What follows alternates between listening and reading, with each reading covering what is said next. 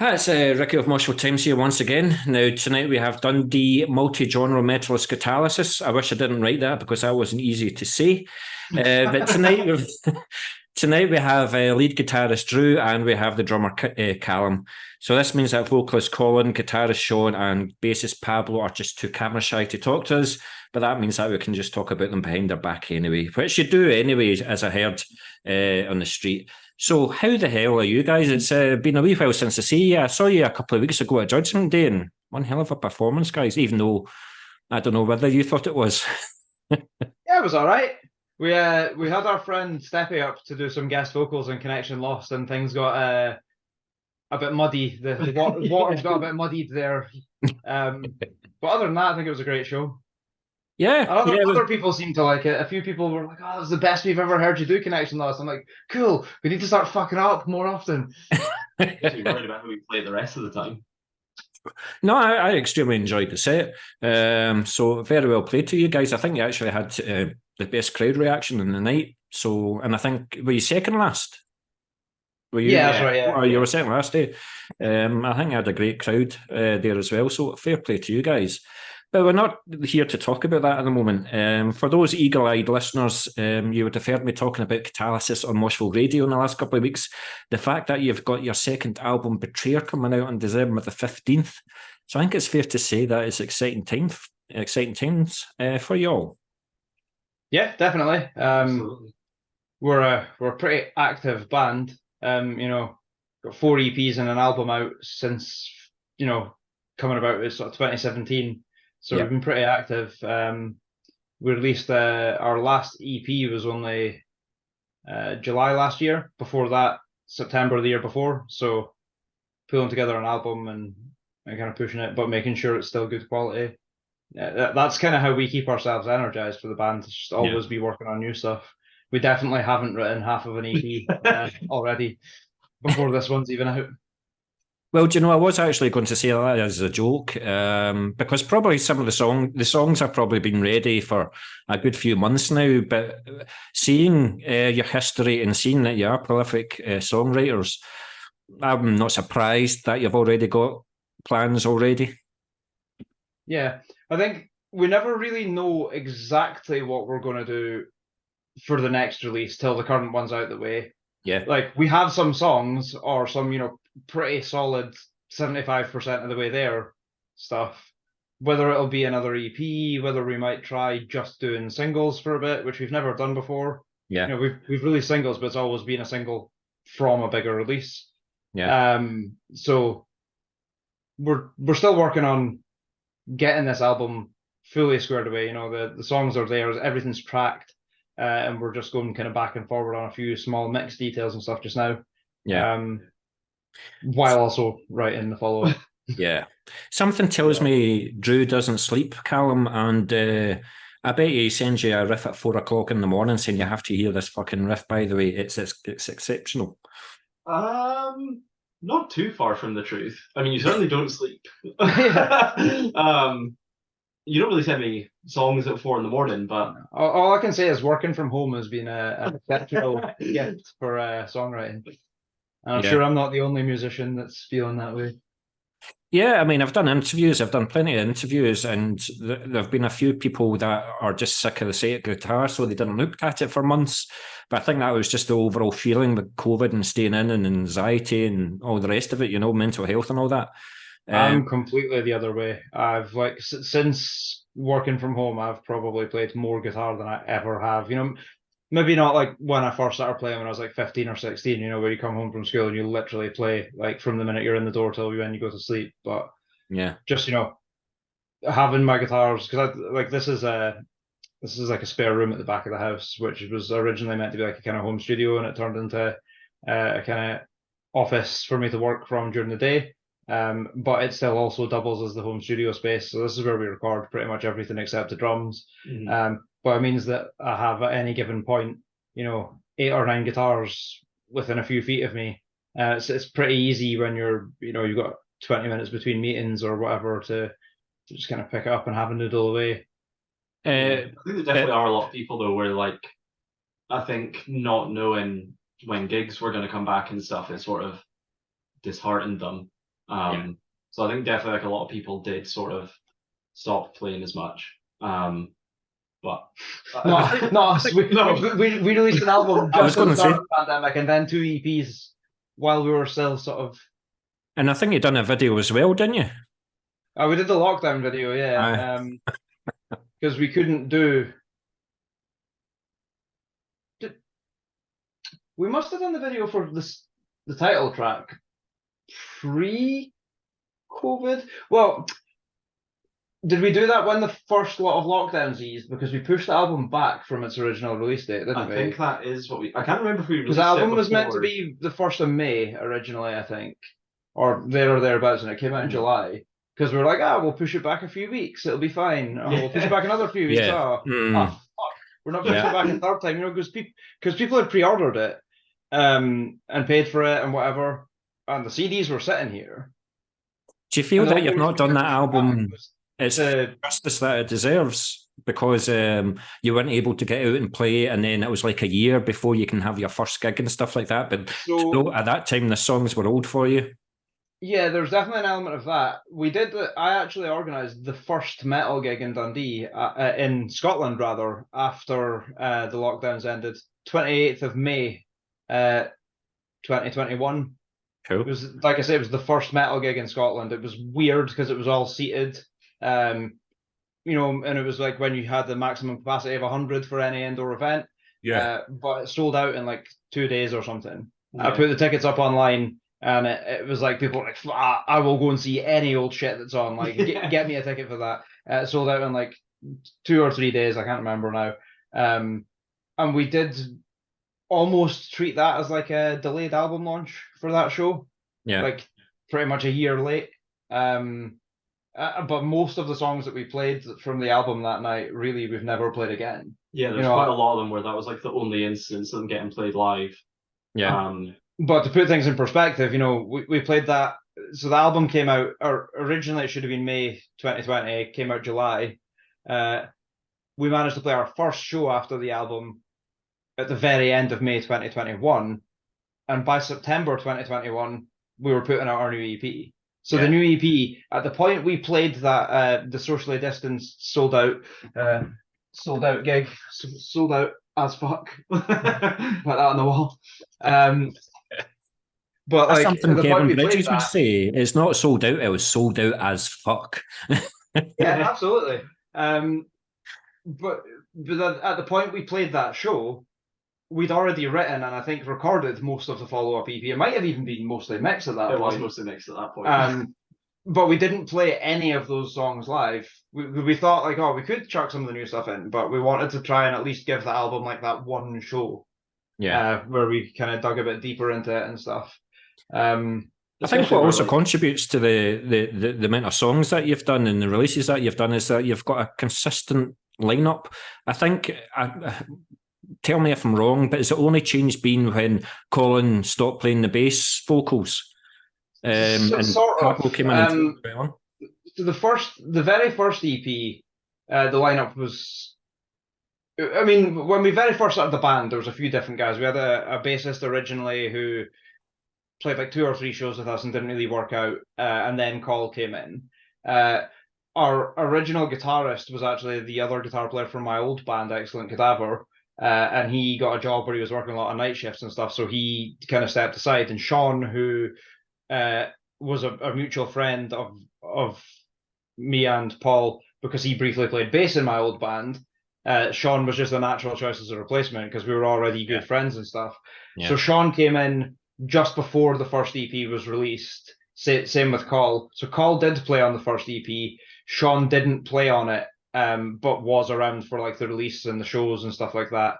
And then ever since then, it has been the core sort of 4 of us. Yeah. And then Col was obviously playing bass and doing vocals for a bit, and it was the Connection Lost album. He basically decided he couldn't really realize a lot of the vocal ideas he wanted to do while also having to play bass. Like, either he would have to simplify the bass parts too much so that wasn't right, or he would have to not do his vocal ideas. So we ended up with a guy called Kenneth Valentine on bass, who was a really nice guy in that, but it just didn't work out. Like his sense of humor wasn't the same as ours, and his, I guess, his levels of commitment. I've yet what to was going on and experience your stuff. sense of humour, to be honest with you. we don't have one. That was the problem. No, you know, it's obviously, it's always going to be difficult if you've got four guys that have been doing it together for a good few years at that point, and especially like me and Sean had known each other from a band before that. I'd known Callum for years before we started the band, like, because I put on shows in Dundee and stuff, so I put on his old band. So we all know each other really well, and Kenny kind of came in as an outsider. And like I say, he was a nice dude and stuff, but it didn't really work out. And Tabs was another guy that we all kind of knew, you know, to varying degrees from other bands he'd been in and stuff like that. And he always struck us as a good guy, good musician and stuff like that. He's actually a drummer and a guitar player first. He's just like moonlighting as a bassist.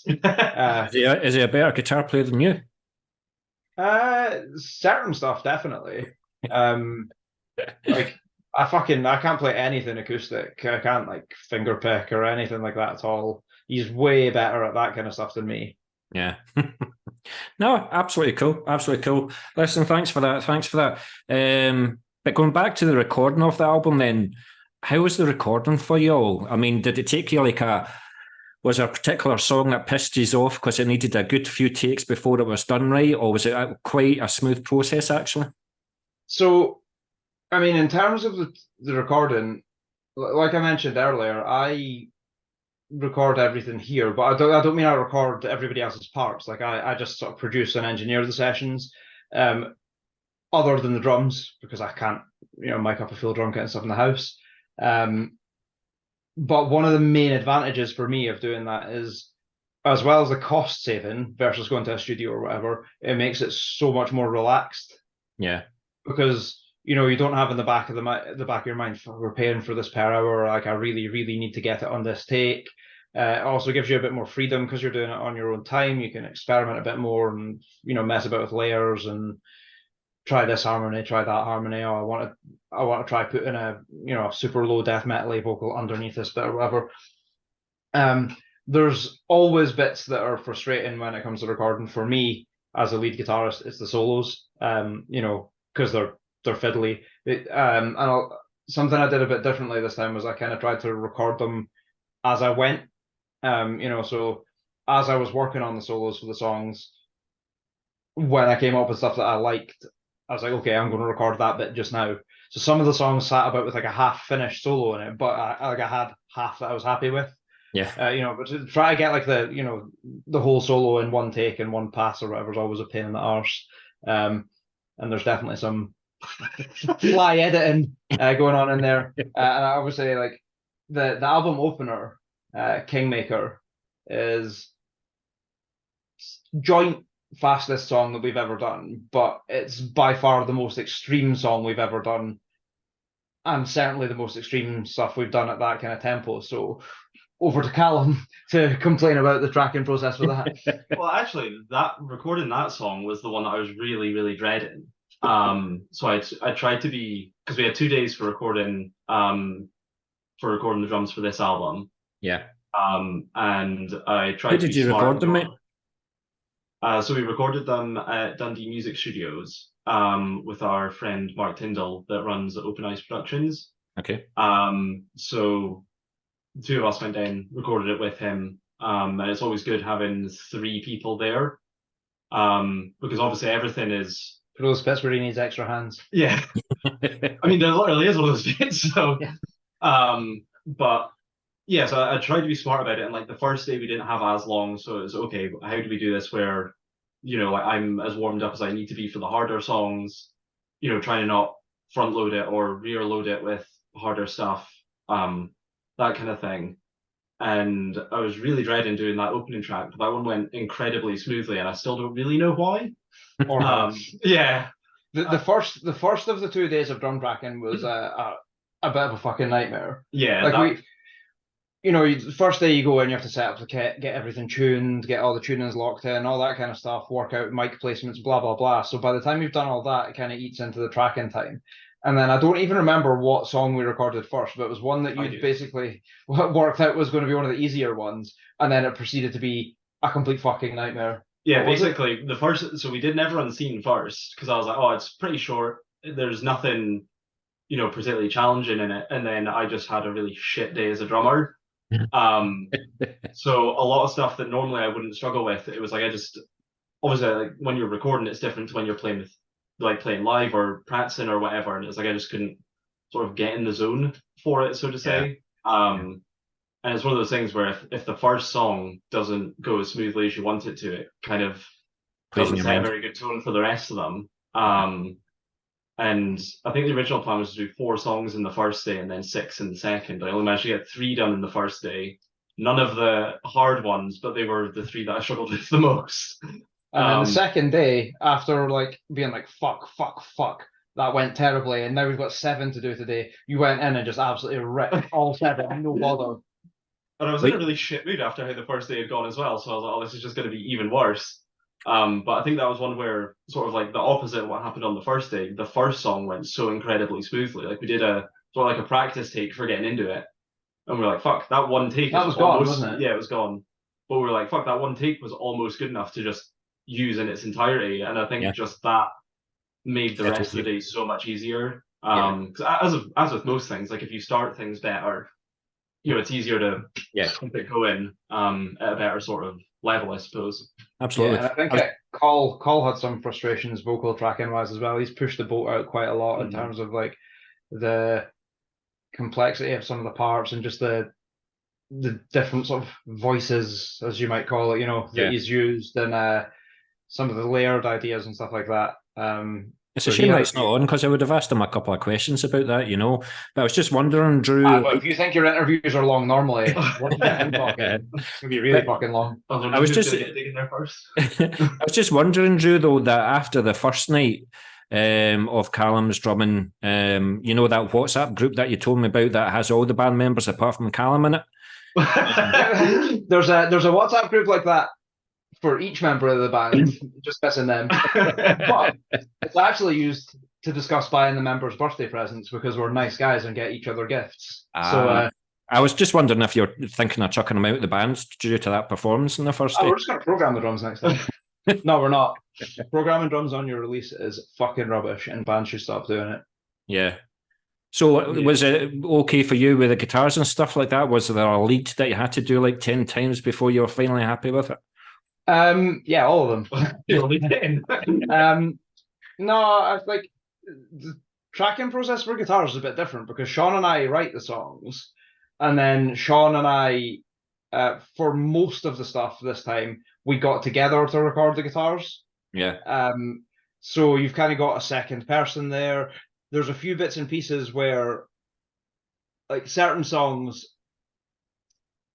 were ones that when we tracked them, we maybe hadn't necessarily really played them in the live room of that yet, and there would be parts in the songs that I didn't know because I either hadn't played it or, like, for example, the likes of Mea Culpa, which is one of the other singles, the chorus of that song has a big melodic lead over it. But because whenever we play it in the room, I'm playing that lead, I don't know what the part is underneath it. Same with Kingmaker, the album opener. Pretty much all the sections of that song, my guitar's doing something different to what the sort of rhythm guitar is, other than the verse. And so some of the stuff, it just made more sense to have Sean track more than me. And there's no egos in the band when it comes to stuff like that. There's no point in me spending 2-3 hours learning a part, getting it down well enough to record it and stuff, if it's a part I'm never going to play again. Yeah.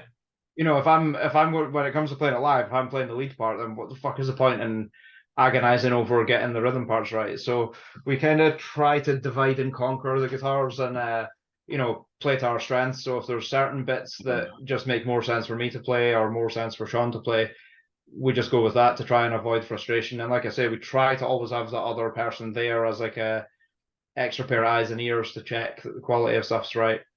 Yeah. Yeah, no, absolutely brilliant. Thanks for that. But for those eagerly awaiting the album, then, how would you say it compares to your early material, and particularly your debut album, Connection Lost? And do you think you found the sound that you've been looking for with this new material? I wouldn't really necessarily say we've been looking for a sound, to be honest. I think that if you go looking for a specific sound and you try to do specific things, it can come across as a bit disingenuous. We've just always written whatever, which is possibly why as a band we're quite hard to pigeonhole into a subgenre. Certain bands, like don't get me wrong, we're really thrashy. We have a lot of thrash Absolutely. influences, Yeah. but we're not a thrash band. No. We have a lot of groove influences. Like my all-time favorite bands are Machine Head and Chimera. The I artist. never guessed that with your background. No. Yeah. So and Sean shares a lot of the same kind of bands as me, but he also loves a lot of like In Flames and stuff like that, which I also like too. Comparing it to the last album, I think that the songwriting's a bit more advanced. And there's some of the stuff that we've done on this album, it's like kind of revisiting ideas we had on the first album, but we are now more competent musicians, so we can pull off those ideas a bit better. Yeah. So there's a song on the last album called A Version of the Truth, which is the album closer. And most of the reviews we got for that album were overwhelmingly positive, and most of the reviews that had any kind of criticism specifically honed in on that track.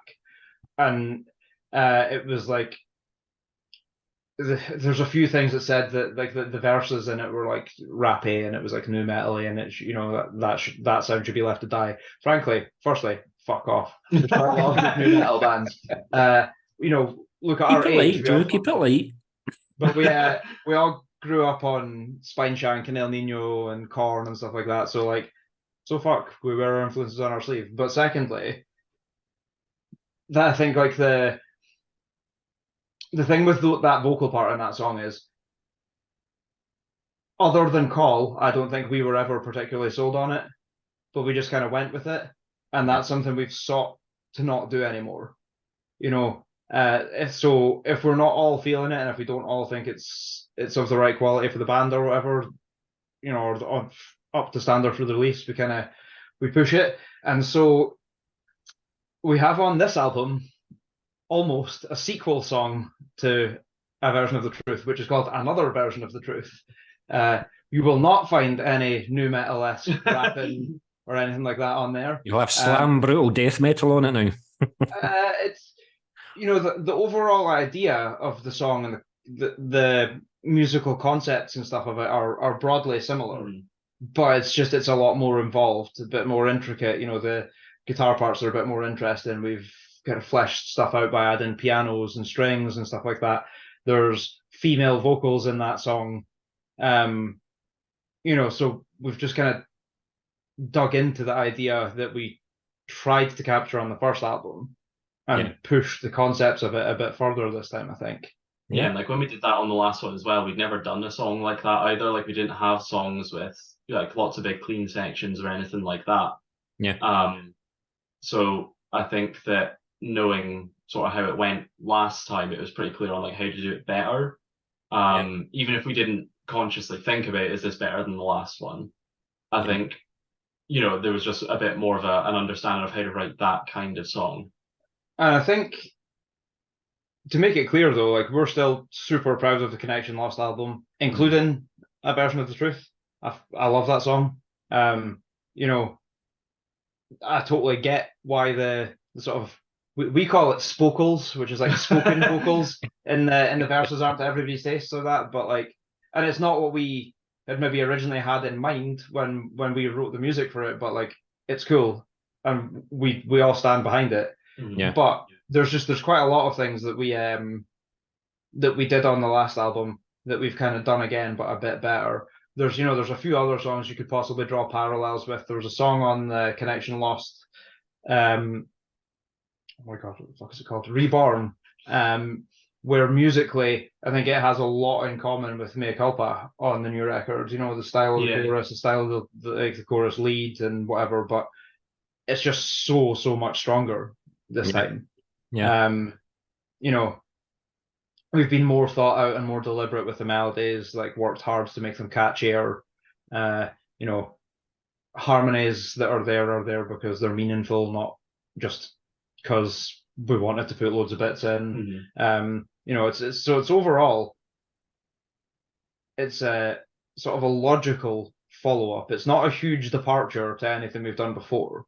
It's just, as I say, I think, the last couple of years have given us all a bit of time to think, a bit of time to practice and reflect and whatnot. And as a result, we are better musicians than we were at the time we wrote it. And especially in the case of Col, who, when he wrote the Connection Lost album, that was in that sort of transitional period where he was like, okay, we wrote half the songs when he was still playing bass. In fact, musically, I think we wrote all the songs when he was still playing bass. And he was like half in, half out with this going full vocals idea. So, some of the vocals on the album on Connection Lost could, if we were to re-record those songs now, with his vocal capabilities and the confidence he's gained in the past couple of years since becoming a standalone vocalist, those songs would stand much, much stronger. And I think also Col and I have developed a much better dynamic when it comes to the recording sessions and stuff for the vocals. So we're like way, way more on the money in terms of, pushing each other to get good ideas flowing and sort of be constructive about it. And, before I was maybe a bit hesitant to say that take wasn't good enough. So I was like, it's like 7 out of 10, that'll do. Whereas now I'm like, any vocal take that's going on the record has to be like, at its best. Well, I've written a couple of lines, and I'll read them out to you. But before I do that, what about yourself, Callum? What's the noticeable differences that you feel are between the two albums? Then, thanks for that. I think the main thing is that, like, one of the benefits of doing an album versus an EP is that you've obviously typically got twice as many songs, so you can kind of do a bit more with it. And I think we tried to take advantage of that with doing the last album. But with this one, I think we've managed to make it a bit more concise whilst still exploring what we can do with the songs. So I think that it does, I don't know, it probably like listens better from start to finish, I'd say. Like, again, I don't think the last one listens poorly from start to finish, but I think we've managed to sort of improve upon that. And as I say, just make it sound a bit more like one collective piece. Yeah, it feels more cohesive. Yeah. I think when we were doing the Connection Lost cycle, and even to some degree the two EPs that followed it, but definitely much lesser, there was a definite feel of like something being a Drew song or something being a Sean song, where either me or Sean would bring pretty much a completed song to the table, and then the rest of the band would learn it, and it would, and there would be sometimes stuff would get changed or whatever, but it would be really small changes, and it wasn't particularly collaborative, and like that was fine. It was just the way it worked. And then on the Relicta EP, which was the first of the sort of pairing, we started to work a bit more collaboratively. There were still definitely Drew songs and Sean songs, but there was way more Sean input in my songs and my input in his songs. Like our biggest song streaming wise is A New Way to Die, which was a song that Sean wrote pretty much all of. And he had this like melody guitar part for the chorus, and I basically took the same melody, but just re-recorded it with my playing, which is a bit more expressive because I play more lead than Sean, so like more vibrato. Put like a little deliberate off-key bend in the melody and stuff, but just like, and it makes it kind of more emotive and whatever. And put the solo in. I think we doubled up the last chorus and stuff like that. Just like small changes. But that's ended up becoming one of our most popular songs. And it's like that when we work together rather than just like, oh, okay, that sounds good. Okay, next one. I think when we work together on the songs, we produce better work. And we, like I say, we learned that from the album. We kind of implemented it a little bit on Relicta, a little bit more on Innova, which was the sort of second of those Yin and Yang EPs. And then on this album, it's been like full collaboration. There's not a single song on it that's not had everybody's scrubby mitts stuck in about it, getting in the mixing bowl. There's definitely songs again where it's majoritively something I came up with. And there's other ones that are completely the opposite majoritively Sean's, but they've all got all of us all over them. Yeah. And that's including like the vocal arrangements, like some of the drum parts and stuff like that. There's been parts that Callum wrote that either me or Sean had suggestions for changing them, and I think it's been way more everybody involved. Yeah, that's what I was going to say. Like, Callum, have you brought like things to this album as well now? Not in terms of like writing any of the songs myself or anything like that, but I think that with each release, I feel more comfortable if I think that something could be improved upon, even if I don't have a distinct suggestion for what it should be instead, because I don't play guitar. I can sort of voice what I think it should maybe do instead of that, and I think there's been more of that. And as Drew said, same with my drum parts as well. I think basically like our writing and recording process doesn't really change that much, but we just get a bit more open with each other with each release, and like no one really gets like precious over anything. So like whenever I send the drum parts to the rest of the guys, if they were to say we don't like any of that, I'd be like, okay, cool, I just need to do something else. Like there's no going in a huff about it or anything like that. You just took the words right out of my mouth there, because I was wondering, like, when you say to Drew, "Nah, that's not working, mate. Nah, that's not good enough. Take that out," and all the rest of it. Is he quite moody? Does he go into a huff? Does he sit in the corner? No, not all. You're actually pretty good for asking my opinion on these sorts of things as well. Like, there's been plenty of times where Drew's, sort of said to me, "Can you listen to this updated demo? I'm not sure on the changes. Like, what do you think of it?" That kind of thing. Yeah. And it won't be changes to the drum parts. It'll be changes to the guitar parts. Yeah.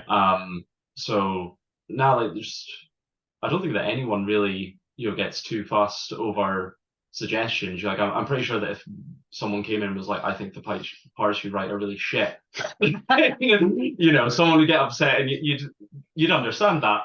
Yeah, I mean, but I think we all know how to talk to one another and sort of say, what needs to be said without hurting anyone's feelings, and making it aware that it's not an attack or anything like that. It is just everybody wants the best thing for the song all the time. Yeah, and I think that's the main thing. That's the benefit of having had a relatively solid lineup, absolutely, for a long time.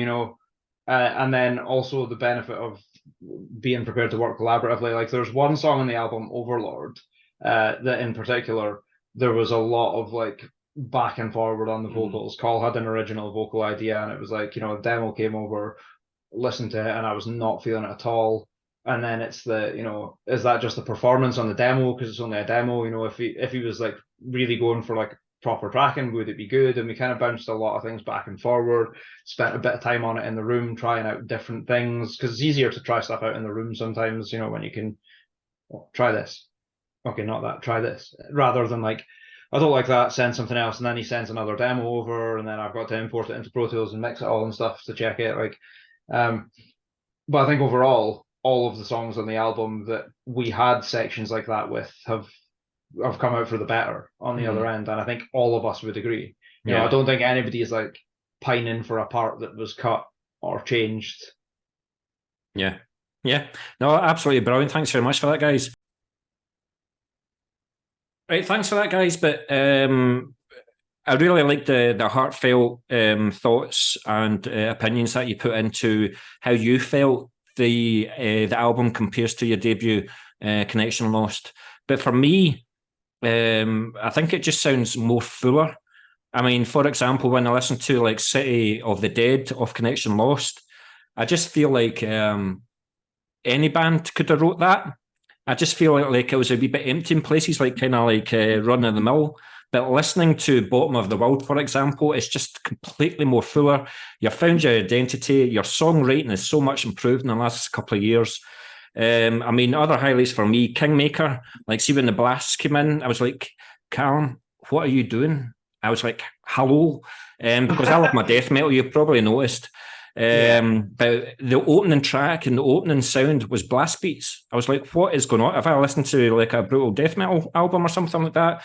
And then another highlight for me was like Never Unseen with the thrash elements on it. But there's not a song in this album where I'm like, nah. Every song has something to it. Gone, obviously, as well. So fair play to you guys. It's certainly upped quite considerably. And I don't know whether the sound of this album compared to the sound of the last album's got anything to do with it. I don't know if he had maybe the same tools on the debut as he did with this one, it would sound different. I don't know. That's just yeah, I my mean, opinion. it's a different mixer. You know, the last album, Connection Lost. So basically, our first EP was mixed by the guy at Open Eyes Production, who we used to track drums for the last EP and this album. And he's an incredible engineer and stuff, but I don't think he can mix us the way we want to be mixed, which is why we never did anything else with him. Yeah. He's the best for drum tracking. Mm-hmm. You know,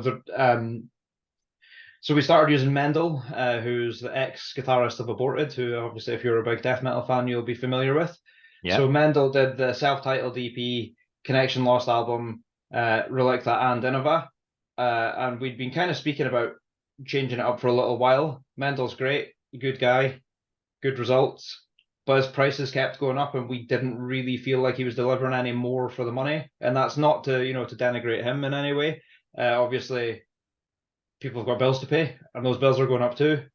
But we kind of felt that the amount that he was charging us was disproportionately increasing in terms of the quality of the mixes. His mixes did get better. Like if you listen to the Connection Lost album, yeah, and then you listen to Relicta, and then you listen to Innova, like they definitely do get better. You could see the growth in him as he transitioned from being in Aborted to being a full-time sort of mix and master engineer and stuff.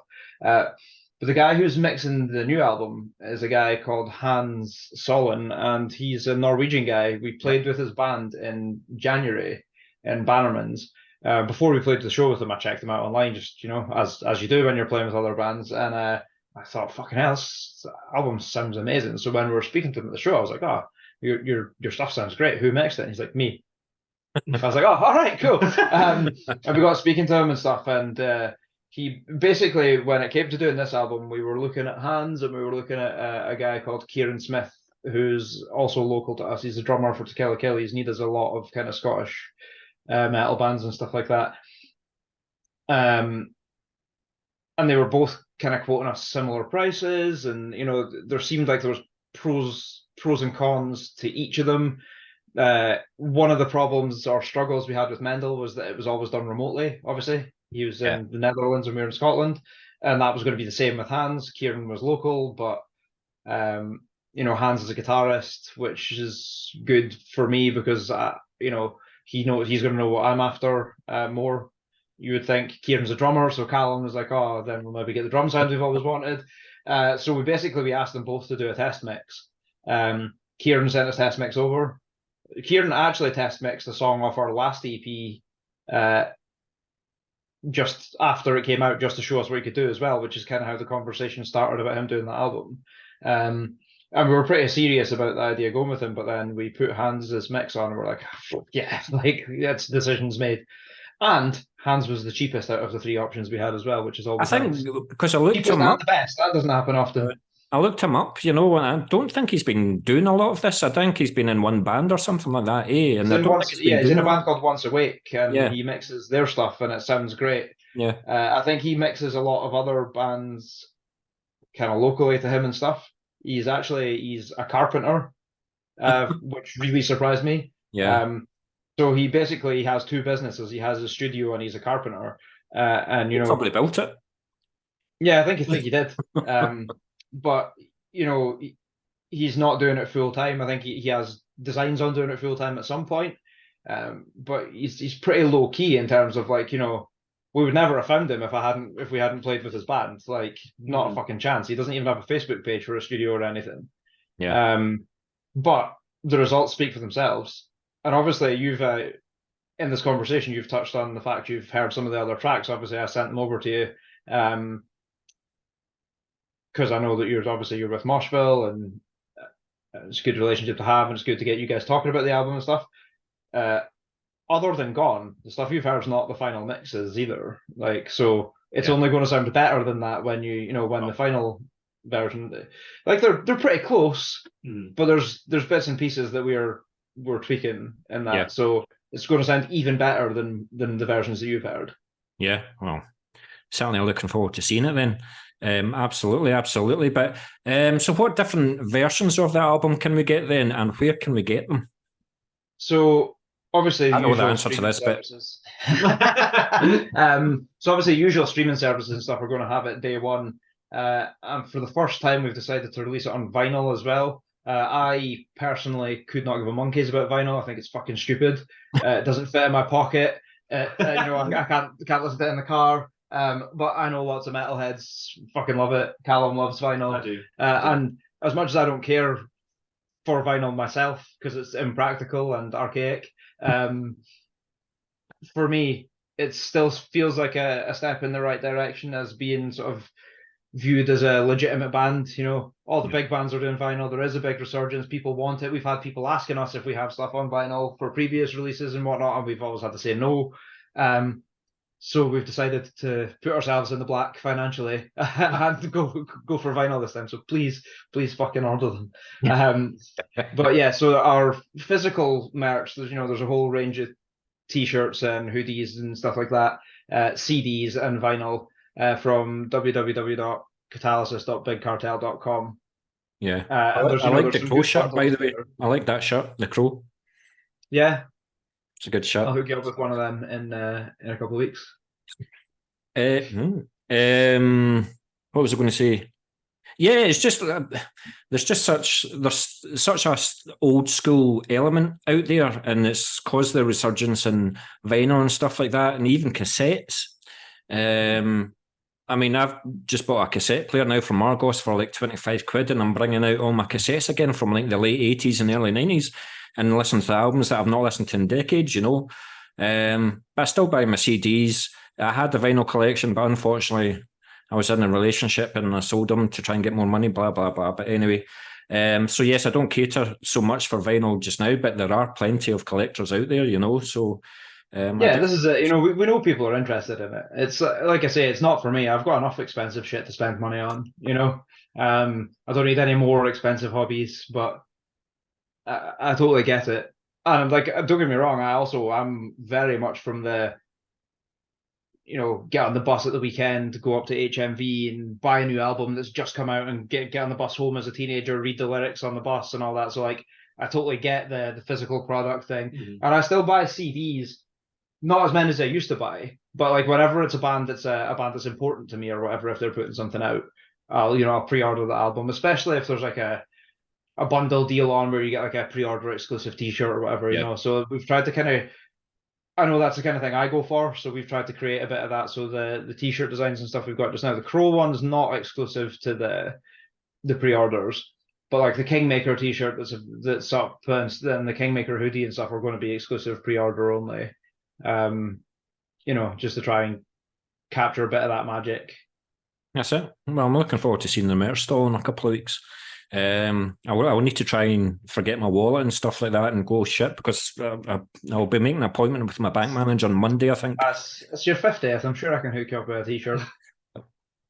T-shirt for the old man, no problem.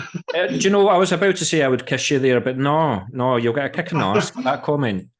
Right. But that's what I was going to say, just because we're talking about old school. The old school bands like Dog Tired, for example, who are friends of us all, they do the album, couple of years album, whereas a younger generation like Portrayal of Ruin, for example, who are also on the bill, they do single, couple of months, single, and keep their name out that way. You just don't know what's best to keep your name out that way. But with a band like yourselves, your name is always out there because you've always got something released. Yeah, I mean, we're kind of in the middle. Yeah, right? We straddle the line pretty well between the two. So we did 2 EPs, an album, 2 EPs, an album. A better man would say we might do 2 EPs. That's just an accidental pattern.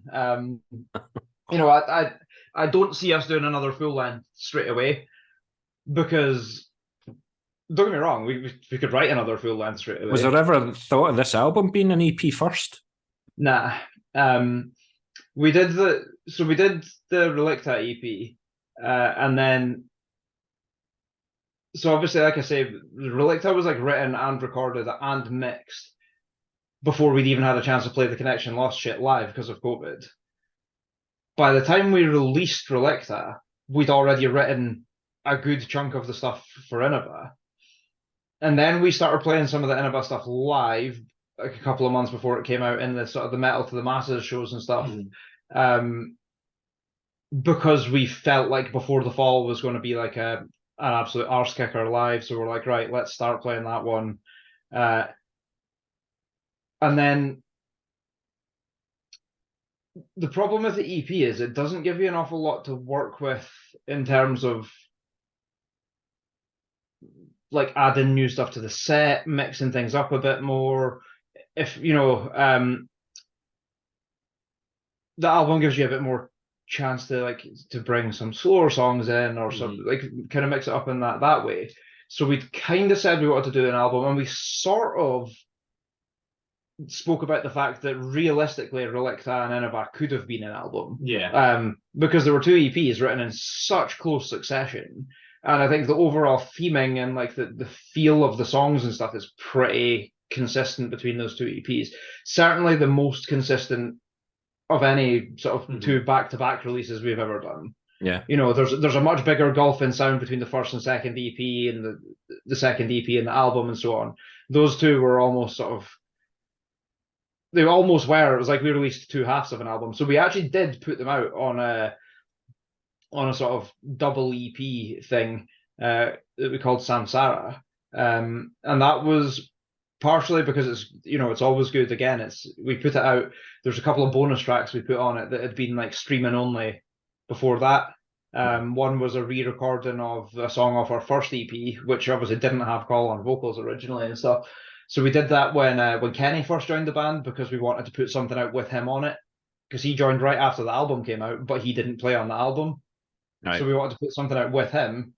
So we re-recorded Transcend, which is one of the sort of old songs that we still played from the first EP.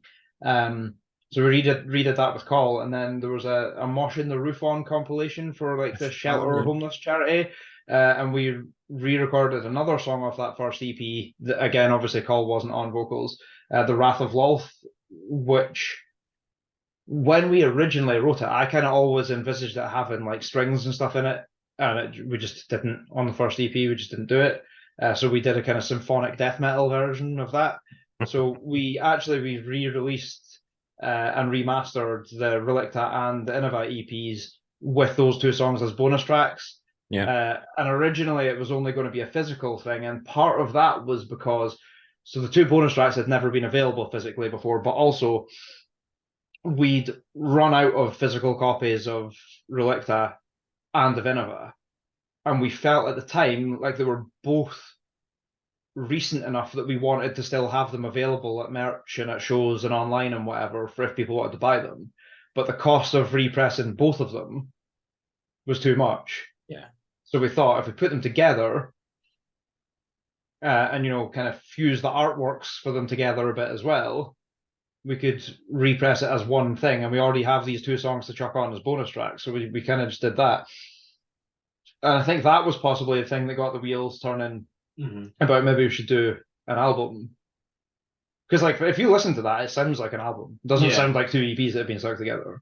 Absolutely. So we thought, maybe we should do an album next. So maybe next we'll do two EPs and then we'll release them as an album with some bonus tracks as well. Well, you're probably looking at summer. You've probably released two EPs by then anyway. So by the end of next year, there'll probably be another album. Tell you what, it's fucking expensive. No, we're in actually quite a good spot as a band. We have like over the last year and a half, especially since like the Metal to the Masses thing, winning that, playing Bloodstock, winning the SAMA award last year, and getting a couple of higher profile support slots with like Avatar and things like that. We've picked up a decent following, so we tend to do all right at shows on merch and stuff, which kind of covers most things. And like if we're going through to play a show in Glasgow and we're five of us fire in one car, we'll split the petrol cost, and anything we get for the show just goes straight into the band's kitty. We don't take petrol money off we get for the shows, so like it more or less is a self-sustaining machine. But like we're not making any money. Like we're definitely losing money. But well, who knows? Yeah, Maybe this album will do something for you. It will get noticed by the right people. You only need one person at the right time in the right place to hear it, to see his live or whatever like that, and you never know what will happen next. Yeah, and obviously that's one of the important things. You know, it's why when I saw the sort of Moshville Times Oktoberfest was looking for bands and stuff, it's one of the reasons I jumped on it, because obviously you guys are one of the biggest sort of independent metal news outlets in the UK. Yeah, for kind of underground stuff and that. So to get on there and sort of have the Moshville Times seal of approval and stuff means a lot to us, and it's going to. There was quite a lot of persuading. I hate to say that to you. I had to persuade a lot of people. No, I'm looking. You were in. but you know what I mean, like yeah. You know, there's certain sites and stuff you really want in your corner, because as you say, it just takes the right person to see you or whatever, and so having guys like you shouting our name from the rooftops is obviously a great thing for us. And I think if we could say one thing to anybody that listens to the band as it is, if you listen to us and you enjoy us, please, if you've got friends that like metal, fucking tell them about us too. Absolutely. Like, you know, I think a lot of people discover a new band and they're really into it and that, but I don't think that many folk are like, oh, you need to check this out. And I don't just mean about us, I mean about other bands as well. Whereas, like, if I find something new that I think is great, the first thing I do is tell everybody I know. That's how you spread the word, isn't it? And I'm sure they would do the same for you. It's the most valuable thing that anybody who considers himself a fan of this band could do, is tell everyone you know that likes metal. Tell everyone you know that doesn't like metal, because they might have some friends that do. You know, like, I mean, likes, shares, all that fringy, like. Yeah. I think I've done like 170 interviews now, and I think I've already got the title of this interview is my first ever interview where I've got a tear in my eye because of the things that you guys have said. But no, excellent. But going back to the album, you've released a single off the album already entitled Gone. So you done a performance video for Gone then. So how was that day for you? How many times did you have to play it before? Was it a long day? Was it like 7 or 8 takes? Was it? Oh my God! And who's the visual one in the band? Who's the one that comes up with the ideas of how a video should look? So in terms of Gone, doing the video for it was an absolute nightmare. We had a bit of like a weird situation within the band. I don't really want to get into it too much over summer and stuff. And basically, it culminated in like things were just a little bit off for a while. And we were in the middle of doing the album and that, and we knew that the first single was going to come out September for the album coming out December. We needed to do a video. I am like the chief cat wrangler in the band, you know. So try to get everybody to agree to a time and a place where we could all be on the same day, and try to get a video guy to actually be available to do the video and stuff. Proved to be really difficult. And so we originally were supposed to be doing the video with someone else on the same day that we did the video. And the only day that everybody in the band could agree to be available was, I can't remember the date, whatever the date's arbitrary, was the day we were playing in Aberdeen with our friends in Deadfire and stuff. So the plan was shoot the video during the day, drive up to Aberdeen, play the show at night. And then our original plan for a venue to shoot the video in fell apart. So it was like this, you know those puzzles you used to get as a kid, where like it would be a picture and one square would be missing. You have to slide all the squares about to like to make the picture back up. It was basically like that, where every time something fell into place with the video, something else went wrong. So we ended up actually using a guy we'd never used before for a video. So pretty much all of our videos before had either been our friend Andrew Downey, who's A Design, or Mark Sharp. Mark Sharp, good guy and stuff, but communication is a nightmare, and he's really expensive now. So it just wasn't an option. You know, if we wanted to do vinyl and stuff as well, we couldn't spend that much on a video. So I kind of heard on the grapevine about a guy called Dylan, young guy, he plays bass in the band Sixth Wonder, who obviously there's been quite a lot of noise about from Glasgow just now. Yeah. And he was kind of cutting his teeth as a video guy. You know, he'd done a couple of bits and pieces for other bands, but it was mostly just filming live footage and chopping that up to be a video or whatever. So I got in touch with him and asked him if he wanted to do it, and if he could do it on the specific day at the very specific time that we needed him to be able to do it. And he was like, yeah, that's cool. I'll take the day off work for it and that. And then I managed to get Church, which is one of the venues in Dundee that we've got a really good relationship with, to help us out with somewhere to film it. And basically, we showed up on the day and didn't have a fucking clue. We had no plan, nothing. It was the first time Dylan had ever shot like a proper performance video where it would be like fully synced to the track rather than just like live clips edited together and stuff. So he didn't have an awful lot of experience in like, you know, working with lights and stuff. Because obviously, if you're shooting footage in a venue, the lights are what the lights are. You know, they're flashing, they're doing whatever. Whereas this time it was like more about positioning them to light the shots the way we wanted, and blah blah blah. So it was a bit of a different experience. But Dylan absolutely smashed it out of the park. We did play the song fucking loads of times.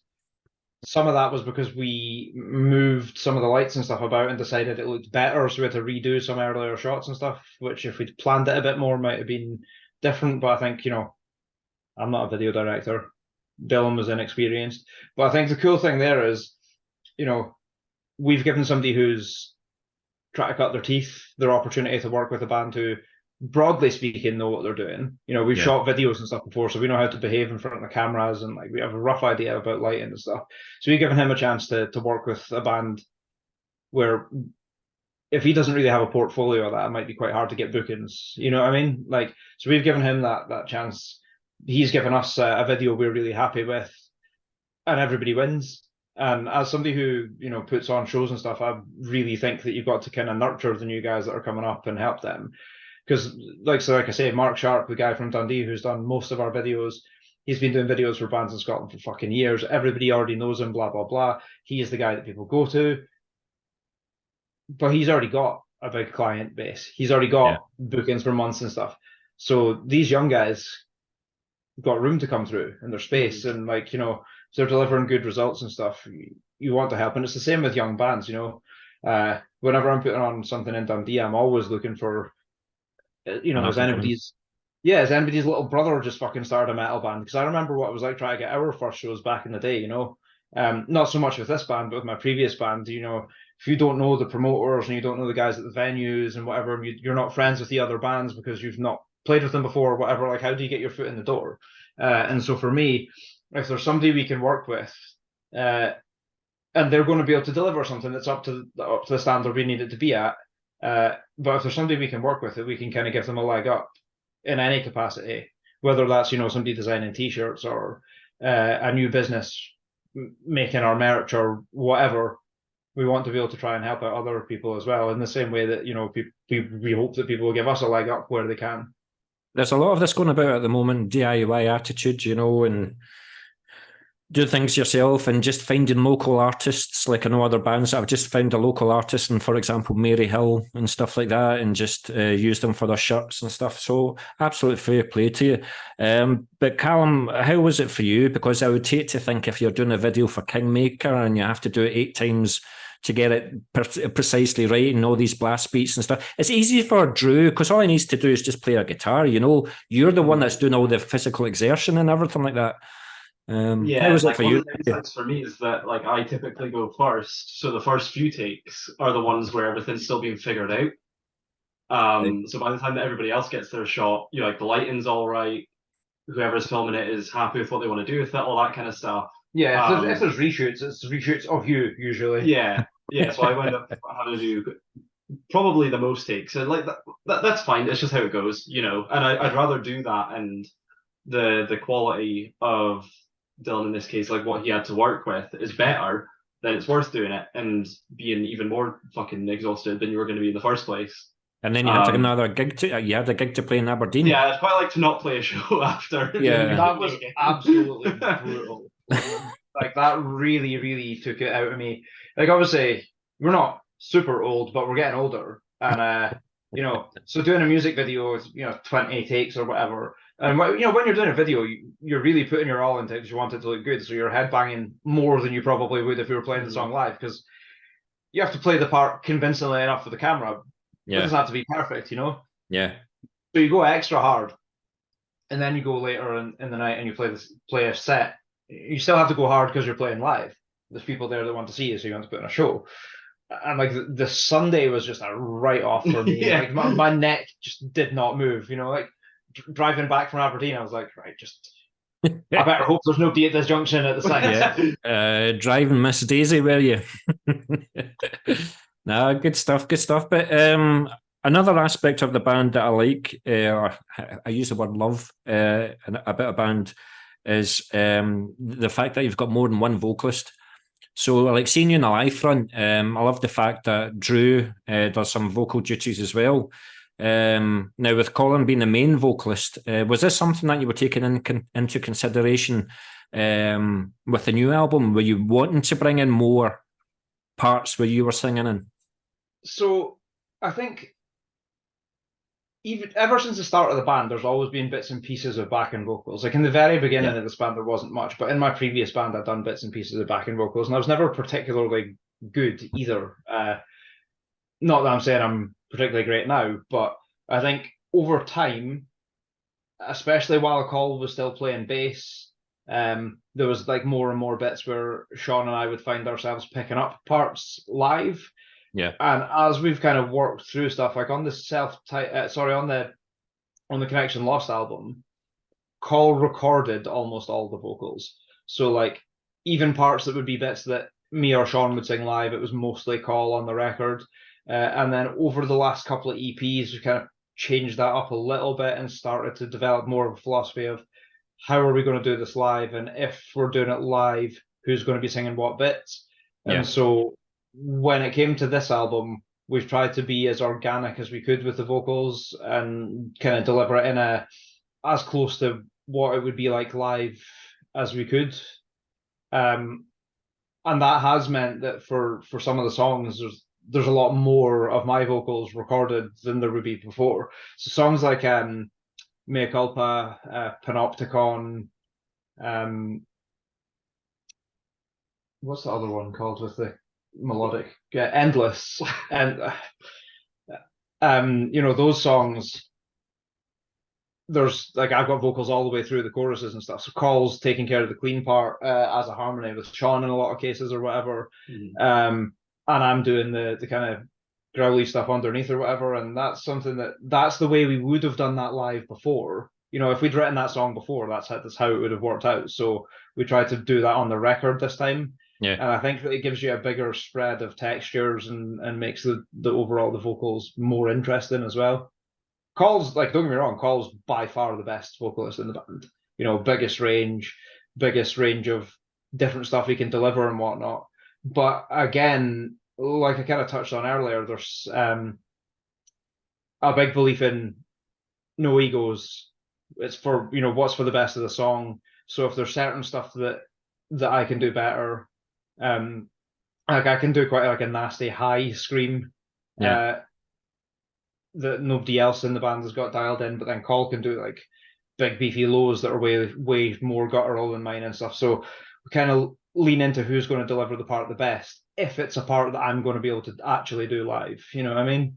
Yeah. Because obviously I have to worry about playing guitar as well. So that's what I was going to ask. Like if you're if you wrote the lyrics to a particular song and you've got in your head how you see Colin singing it, or if he writes the lyrics and he sees how you're going to sing it, is it sometimes difficult to convey to each other, this is how I want the vocals to be? So pretty much the entirety of our stuff, Cole has written all the lyrics. It's like it's his thing. So we write the music, he writes the lyrics. Yeah. The exception to that would be Kingmaker on this album, where Cole did write probably the bulk of it, but the lyrical concept for the song was kind of mine, and some of the lyrics, the kind of pre-chorus and bits of the chorus were kind of my ideas, and he kind of wrote a song around that. Which is something we've never done before, and I don't think it was something he was too happy about at first. But I had particularly strong feelings about this song and also about the subject matter. So it was just something I kind of, for personal reasons, felt like I needed to do. Okay.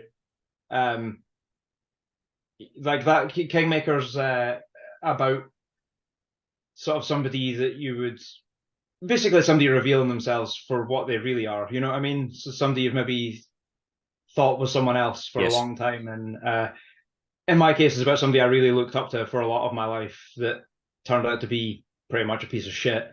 So that song's kind of mine, but also calls "fuck you" to that person.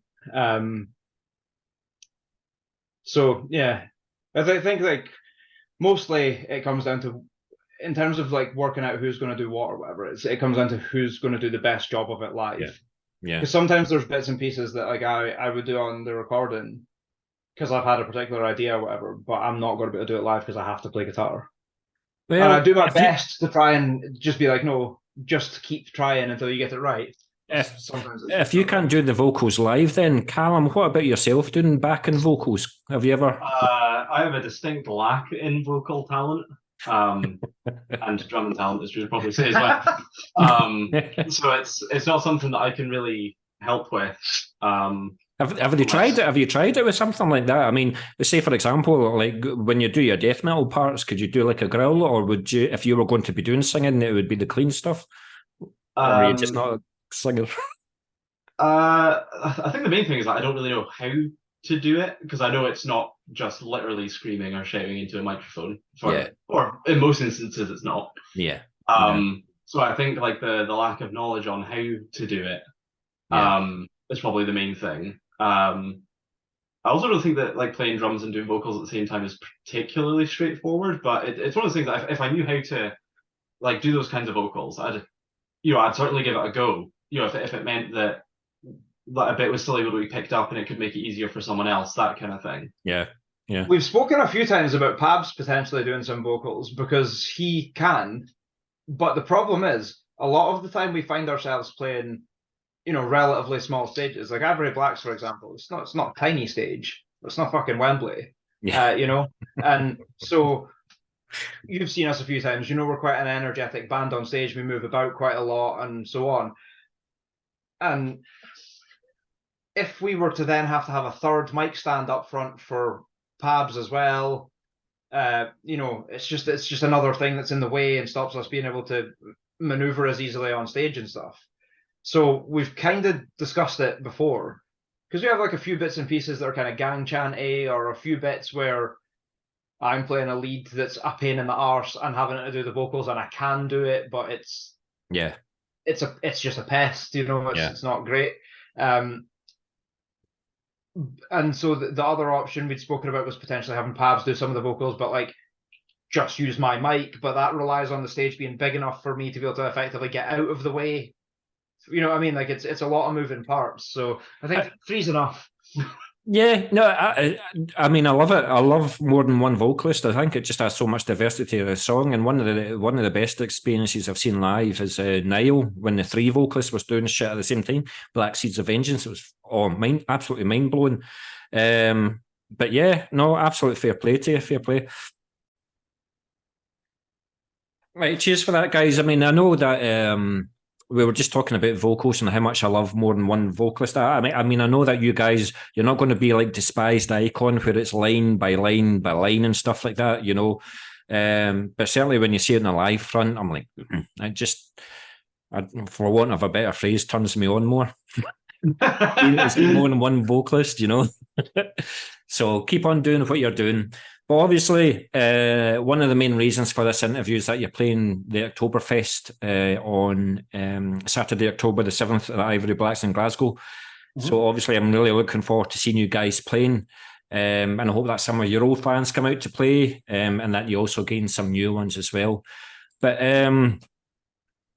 yeah, it's just like I didn't know where to like fit you on the bill, and then I saw you at Edinburgh Metal to the Masses final, and I went, And then I saw you at Judgment Day, and I went, nah, things are going to be changing here. So obviously, because you guys have got like an album coming out in the next couple of months, I was like, there's a couple of other bands that have released a couple of singles or whatever like that. You, with your live performances, and you with an album coming out, you deserve to be main support to Tortured Demon and Red Method. So that's not because I'm sucking up to you, is because of what I've heard. It's because of what I've heard and because of what I've saw. So you guys are doing that. So absolutely blast. But now that the world has opened up its doors again, every time I see a tour poster, your fucking name is on it. You guys are playing left, right, and centre. So what gigs do you have coming up the next before the end of the year, for example? So I think that the main things that we've got coming up at the end of this year, 15th of December, album launch, Edinburgh. We're playing with The Crawling, who are an Irish band. They've done Metal to the Masses and stuff like that, and played Bloodstock and that on the back of that. And then the next day, we've got Dundee Metal Fest Winter Edition, which is our sort of proper hometown album launch. So I used to promote kind of a lot more shows than I do now. And I kind of brought back Dundee Metal Fest, which is what I previously called it Upload as a play on download, but I kind of want to rebrand it. I could be fucked thinking of a name, so I was like, well, it's in Dundee and it's a metal fest, so that'll do. So I brought that back in April and had Dog Tired headline it, and we were main support. And it was the most insane show I've ever seen in Dundee. I mean, obviously we've had bands like Carcass and stuff come through. You expect those shows to sell out, right? Yeah. I put up 150 advance tickets thinking, don't need to put up any more than that. I'll not sell. Sold out. Released another 50, sold out. On the day, we had over 300 folk in the venue. We had full-blown circle pits. We had a crowd surfer during our set. For the first time. For the first time ever.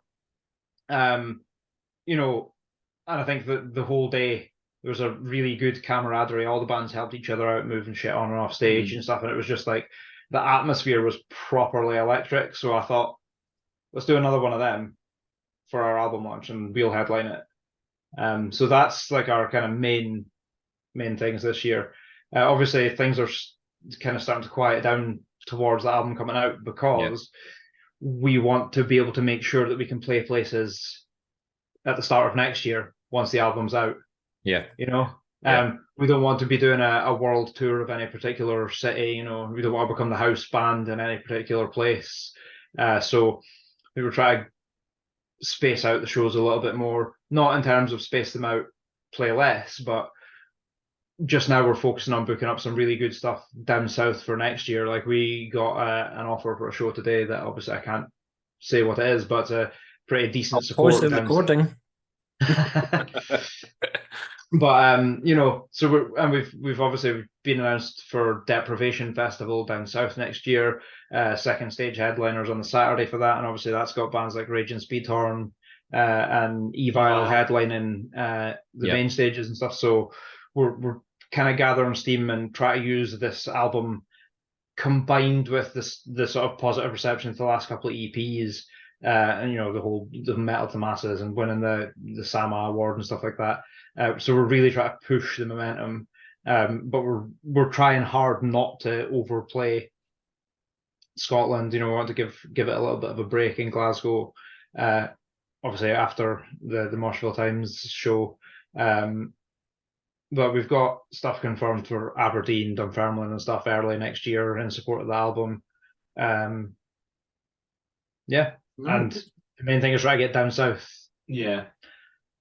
That's it. Get into new territory. Well, it's not exactly new territory to you, but firmly put your foot in the... I mean, Dog Tired, they done the exact same last year. They went on a UK tour and played London and stuff like that. So you've got to it's go important, and you look at bands like Dog Tired and Ramajink and bands like that, who are the Scottish bands who've previously come up through doing Metal to the Masses and stuff, and have subsequently been back at Bloodstock, but on the Sophie stage and things like that.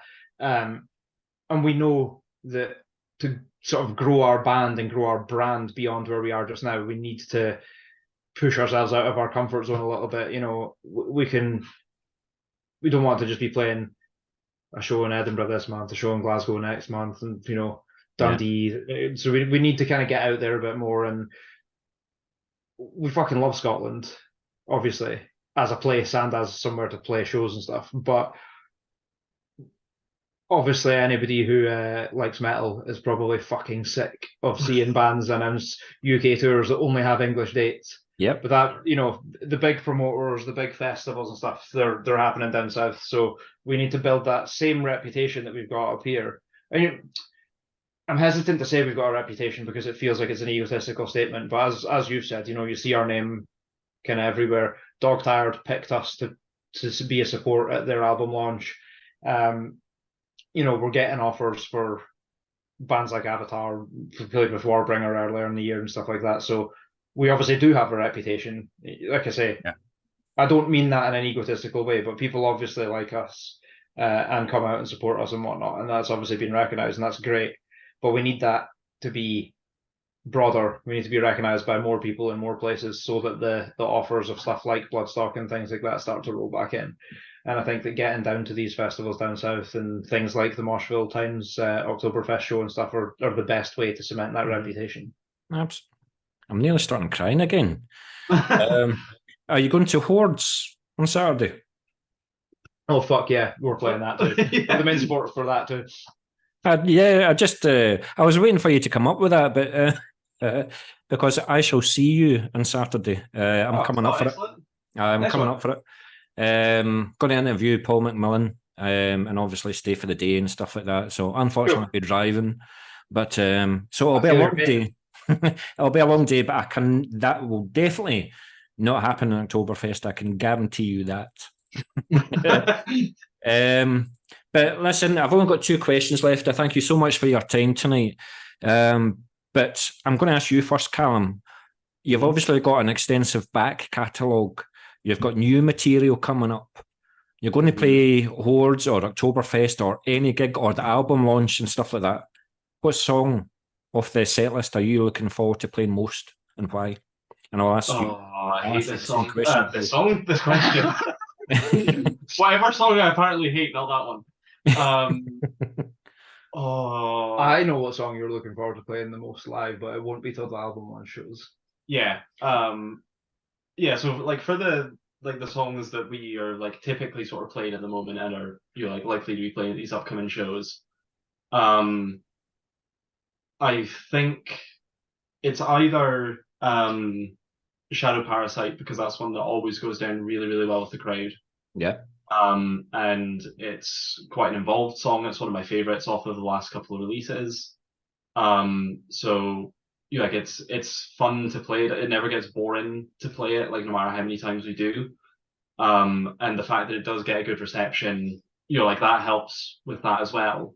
But at the last couple of shows, we've been playing a song called Never Unseen off the new album. And because of the fact that it's a newer one and we've not played it live very much all, I think only once. Yeah. That's it's new and exciting,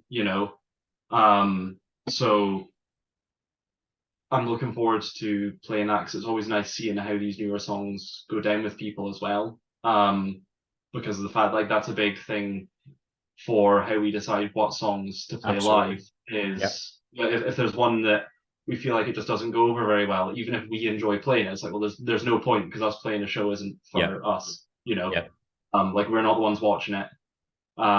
So it's always exciting to see how these newer songs go down with people. So yeah, probably one of those two are the ones that we're most likely to be playing over these next couple of shows. There you go. Thanks very much. I'm curious as to what one you're thinking of. Oh, I know what. Is it Gallows? Yeah. Yeah. I'm excited to play Gallows at the album launch shows just because I think it's such a good mix of various sort of different sounds that we have, but it's incredibly cohesive in how it's put together, and it's just straight groove from start to finish pretty much, which is always good fun to play because that's always the easiest stuff to perform to.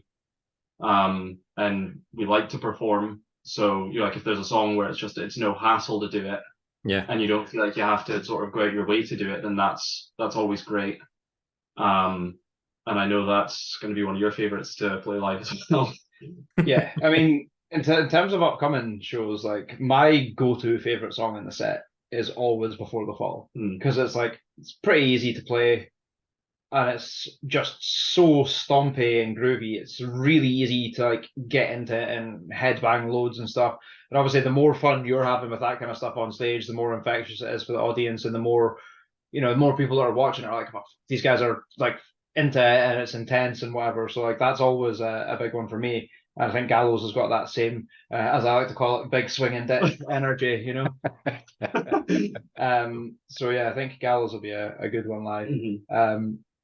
I'm kind of dreading playing Kingmaker live. Well, thank you, because I was about to say I have a request, and it will be Kingmaker, because I want to see you sweat, Callum, and I don't mean that in a serious kind of. You can mean it whatever way you want. I don't mind.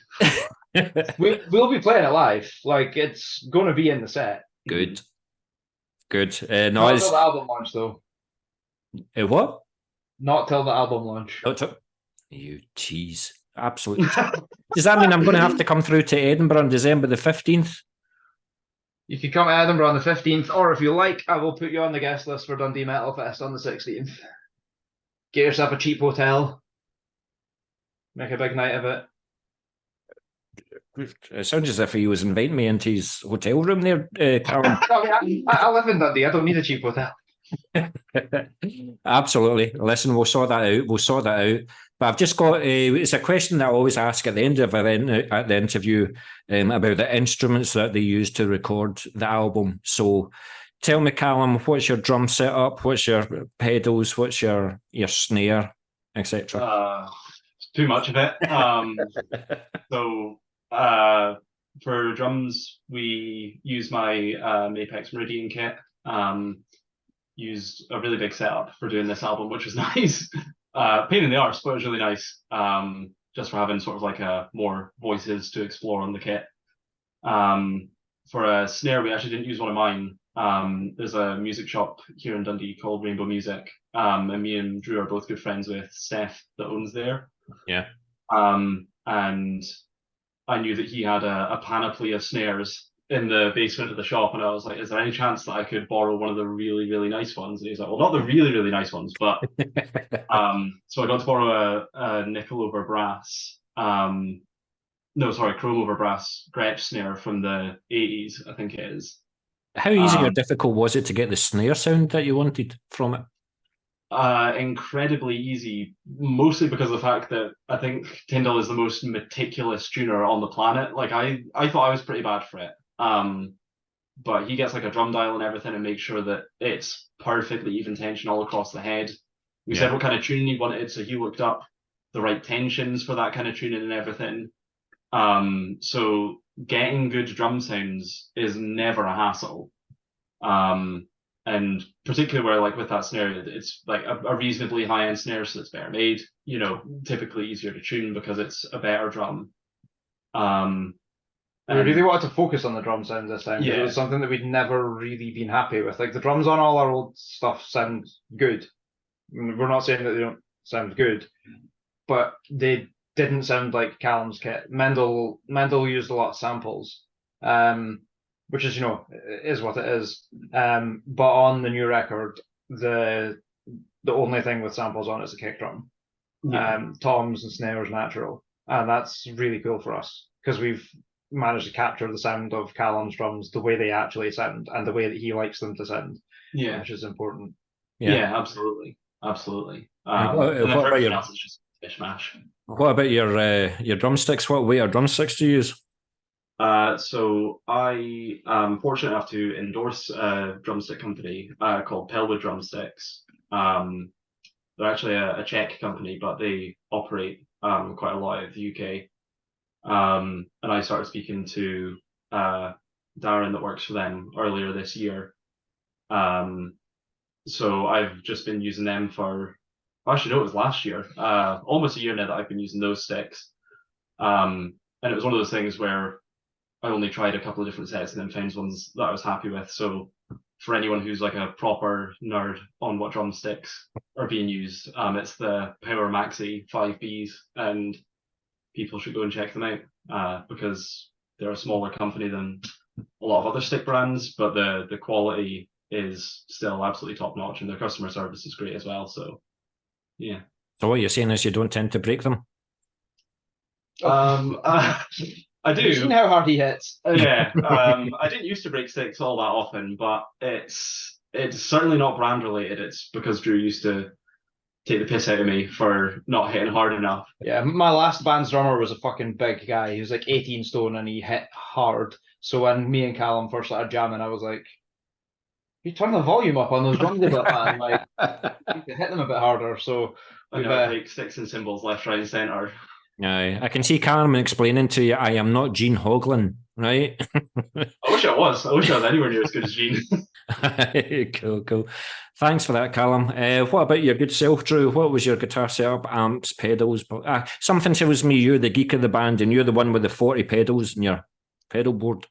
Actually, for recording, because we track everything ourselves and then send it all over to our guy in Norway, guitars on the record, it's just DI tracks, so just completely dry guitar. And he reamps it at his end. I think he's reamped it through the Neural DSP Gojira plugin, which is fine because that's also what I use when I'm tracking in terms of like giving me a tone to work with. Live, I use a Line 6 Helix, which is great because I can use it for all the harmonies and stuff in the solos and stuff like that, which is good. I also, as you can see in the background, have PV6505, which is my baby, and I will never sell it, but it's not been used for a while now. You can't beat a valve amp, but it's just not that practical. You know, the Line 6 thing is just like one unit on the floor, straight to front of house. Sounds exactly the same at every show because it's all preset and saved, and it's really, really versatile. So you're quite simple then? Yeah, I mean, I've got quite a complex setup on the Helix. There's like a lot going on. You know, I've got different sort of settings on it for different sections of certain songs and stuff. So some of them that I've got tapping bits in them, I've got like chorus and whatever on them. Most of the songs that have like leads for the choruses have got like a delay and verb thing where I have that set up and the noise gate gets backed off at the same time, and I use wah for solos and stuff. But before I got the Helix, I was pretty meat and potatoes, you know, tube screamer into a valve amp, and that was pretty much it. Guitars wise for recording, Jacksons, fucking loads of Jacksons. But I've got one in particular that's like me and Sean joke that it's the holy grail of guitars because the sort of the gold standard that everybody sort of recognizes for a guitar for recording is the Les Paul, because they're big, they're like huge, big, thick chunks of wood, blah blah blah blah blah. And I have a Les Paul, and we A/B'd it against one of my Jackson V's, and the Jackson V absolutely smoked it. The sound was better, the output from the guitar was higher. It shouldn't sound better than the Les Paul recorded, but it does. And I also have two more of that guitar in different finishes, and it sounds better than both of those too. It makes no sense, but it's just irrationally good. So that was used for pretty much all the guitars. Wow, you've got a guitar for every day of the week and everything else.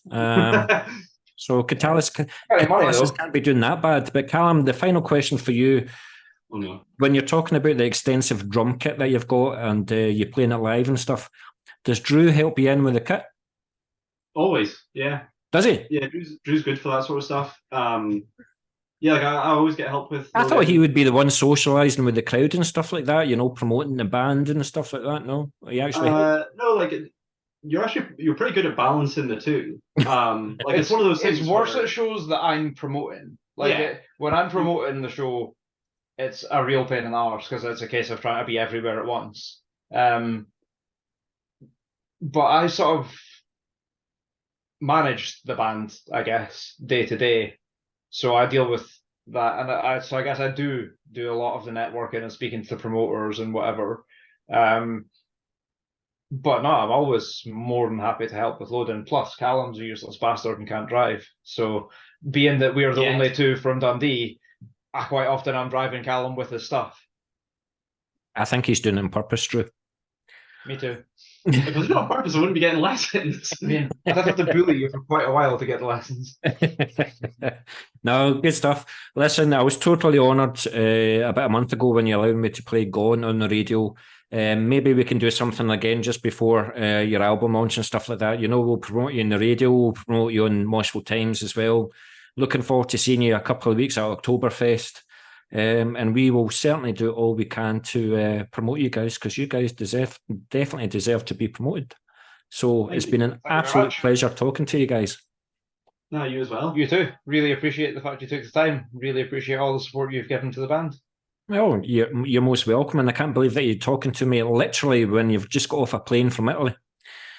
That shows you the testament and the hard work that he puts into his guys. So you might learn a lesson from that, Callum.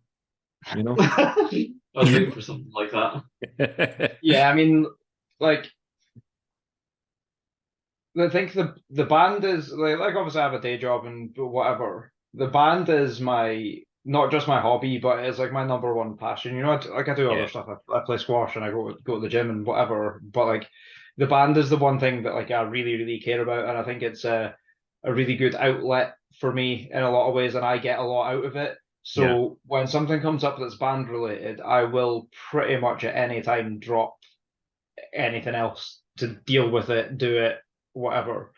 You know, so if anybody's ever emailing the band or whatever, it's me. If anybody's ever bought merch from the band, it's me that's posted it out to you. It's me that's packed it. It's me that's put in the order for the t-shirts and stuff. But that's because as much as I put in, I get way more out. Yeah. So yeah.